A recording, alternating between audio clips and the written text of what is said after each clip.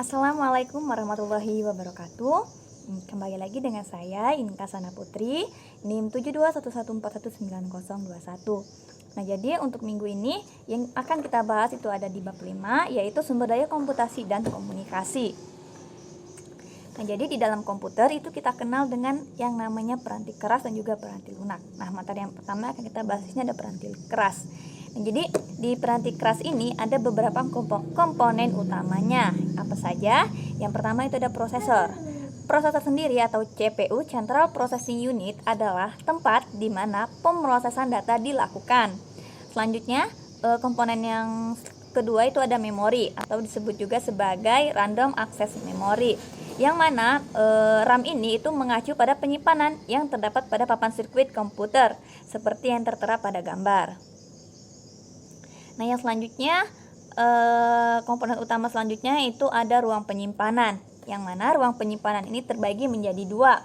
Yang pertama ada ruang penyimpanan tetap dan juga ruang penyimpanan yang dapat dilepas. Nah, ruang penyimpanan tetap ini itu adalah ruang penyimpanan yang terpasang secara permanen di dalam komputer. Nah, sedangkan untuk ruang penyimpanan yang dapat dilepas itu adalah ruang penyimpanan yang terpasang, dapat dilepas dan dipasang kembali. Contohnya seperti apa? Contohnya seperti flash disk, CD, dan lain-lain.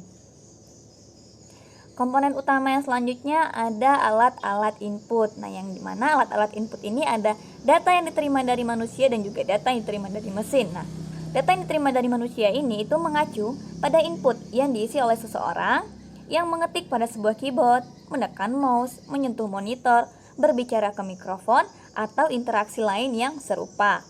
Nah, yang selanjutnya ada data yang diterima dari mesin, yaitu data yang diterima oleh suatu alat elektronik atau mekanis. Nah, yang selanjutnya ada alat-alat output, yaitu suatu alat yang menyajikan atau mengirimkan data dari komputer kepada pengguna. Alat output yang dikenal luas itu contohnya seperti monitor dan juga printer. Nah, di sini di gambar ini itu ada contoh alat-alat input dan juga alat-alat output. Alat-alat input ada keyboard, terus ada scanner dan lain sebagainya. Alat output ada handset, terus laser printer, screen, dan lain sebagainya. Nah, komponen utama peranti keras yang terakhir itu ada multimedia. Yang mana multimedia itu merupakan evolusi dari serangkaian input device dan output device yang digunakan secara bersamaan. Contohnya saja seperti layar sentuh pada sebuah monitor. Yang selanjutnya yang akan kita bahas di sini ada alat-alat komputasi pribadi. Yang mana alat-alat komputasi pribadi itu terdiri dari yang telepon seluler dengan pesan dan video interaktif. Nah, jadi perusahaan-perusahaan pembuat telepon seluler populer itu telah membuat telepon yang menampilkan pesan, tulisan, dan gambar-gambar dan juga video pendek. Yang mana keypad dan monitor itu menjadi alat input dan outputnya pada telepon seluler dan pada telepon seluler dengan pesan dan video interaktif. Selanjutnya ada telepon seluler cerdas atau smartphone seluler. Nah, jadi ketika sebuah telepon itu menjalankan pekerjaan-pekerjaan yang biasanya dihubungkan dengan komputer mikro atau personal komputer. Nah, alat-alat komputasi pribadi yang selanjutnya itu ada jaringan rumah. Jaringan rumah sendiri itu merupakan jaringan yang menggunakan modem untuk koneksi internetnya, baik modem kabel maupun modem telepon, yang dapat membawa akses internet berkecepatan tinggi ke rumah kita. Yang selanjutnya itu ada keamanan komputasi rumah. Nah, ada 3 aspek keamanan nih. Yang pertama ada pembaruan, virus, dan yang terakhir ada spyware. Nah, pembaruan ini itu merupakan kegiatan yang memperbarui sistem ataupun peranti lunak yang digunakan pada personal komputer atau mikrokomputer. Nah, sedangkan virus itu merupakan program-program komputer kecil yang menggandakan diri dengan memasukkan diri mereka ke dalam sumber daya komputer seperti program atau file. Selanjutnya ada spyware. Spyware ini itu merupakan sebuah program komputer kecil yang mengawasi apa yang sedang kita lakukan dengan sumber daya komputer kita. Nah, yang selanjutnya itu ada peranti lunak. Jadi peranti lunak ini terbagi menjadi 2. Yang pertama ada peranti lunak sistem, lalu ada juga peranti lunak aplikasi. Nah, peranti lunak sistem itu mengelola proses-proses komputer dan berfungsi sebagai suatu antarmuka yang menghubungkan pengguna piranti lunak, aplikasi, dan piranti keras. Contohnya seperti apa? Seperti yang ada di gambar. Windows 2000, Windows 2007, Linux, dan lain-lain. Nah, yang selanjutnya ada peranti lunak aplikasi. Nah, jadi peranti lunak aplikasi ini terdiri dari beberapa. Yang pertama itu beberapa macam. Yang pertama ada peranti lunak aplikasi siap pakai, peranti lunak aplikasi khusus, dan juga peranti lunak yang ditulis oleh pengguna. Nah, peranti lunak siap pakai atau aplikasi yang diproduksi oleh pemasok lalu dijual kepada pengguna.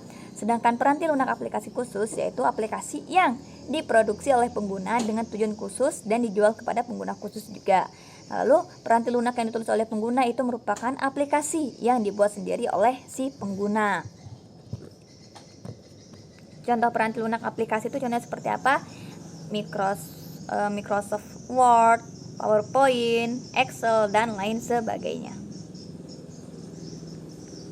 Nah, yang selanjutnya ada peranan piranti lunak yang mudah digunakan oleh pengguna atau user friendly. Nah, jadi aplikasi telah dibuat dengan sederhana dan seksama sehingga berbagai bakat dan keahlian yang dimiliki oleh rentang pengguna yang luas dapat diakomodasi.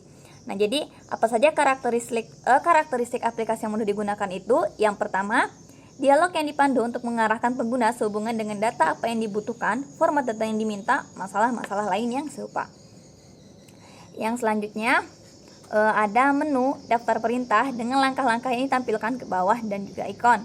Selanjutnya ada pola dan formulir-formulir isian. Bantuan yang sensitif pada konteks, antarmuka berbentuk grafis dengan menggunakan simbol-simbol terstandarisasi. Nah, yang selanjutnya ada komunikasi. Jadi di komunikasi itu ada koneksi publik, koneksi saluran pribadi, jaringan pribadi maya, komunikasi jaringan, protokol untuk komunikasi komputer, lalu paket, dan yang terakhir ada alamat jaringan internet. Nah, ini kita akan bahas satu-satu. Yang pertama ada koneksi publik. Nah, jadi koneksi jaringan internet yang menggunakan kabel telepon sebagai penyalur data lewat modem telepon. Selanjutnya ada koneksi saluran pribadi. Nah, koneksi saluran pribadi ini itu merupakan koneksi yang menggunakan sirkuit yang selalu terbuka untuk lalu lintas komunikasi data. Selanjutnya ada jaringan pribadi maya, yang mana jaringan yang dibuat khusus dalam komunikasi internet tanpa adanya terminal atau link yang mengganggu. Nah, yang selanjutnya ada komunikasi jaringan. Jadi komunikasi jaringan ini terdiri dari 7 lapisan. Apa saja? Yang lapisan pertama itu ada lapisan fisik. Lalu lapisan kedua itu ada lapisan link data. Lapisan ketiga ada lapisan jaringan. Lapisan keempat ada lapisan transport. Lapisan kelima ada lapisan sesi. Dan lapisan yang keenam ada lapisan presentasi. Dan lapisan yang terakhir ada lapisan aplikasi, yang mana setiap lapisan ini memiliki tujuan yang berbeda-beda. Nah, yang pertama itu ada lapisan fisik, yang mana lapisan fisik ini tujuan atau fungsinya itu mengirimkan data melalui media transmisi. Lalu ada lapisan link data, yang mana fungsinya itu menambah MAC address pada paket. Lalu ada yang namanya lapisan jaringan, yang mana fungsinya itu untuk menambahkan alamat jaringan pada paket. Lalu ada lapisan transport, yang fungsinya mengatur flow control, acknowledgement, dan juga mengirim ulang data jika diperlukan. Lalu lapisan kelima itu fungsinya membentuk koneksi, kemudian memutuskan ketika seluruh data telah terkirim. Lalu lapisan yang keenam itu ada presentasi, yaitu memformat data sehingga dapat dikenali oleh penerima. Dan lapisan yang terakhir itu fungsinya menunjang aplikasi untuk berkomunikasi melalui jaringan. Contohnya itu bisa dibaca sendiri ya. Nah, yang selanjutnya ada protokol untuk komunikasi komputer, yang mana protokol untuk komunikasi komputer itu ada yang namanya System Network Architecture atau SNA, yang mana SNA ini itu membutuhkan satu komputer induk utama yang mengumpulkan komputer-komputer lain yang terhubung oleh suatu jaringan, suatu urut-urutan hampir sama dengan menunggu giliran. Yang selanjutnya ada token ring. Itu masih bagian dari protokol untuk komunikasi komputer ya. Jadi token ring ini itu hampir sama dengan sistem network arsitektur, yang mana yang membedakannya itu hanya pada saat mendistribusikan data.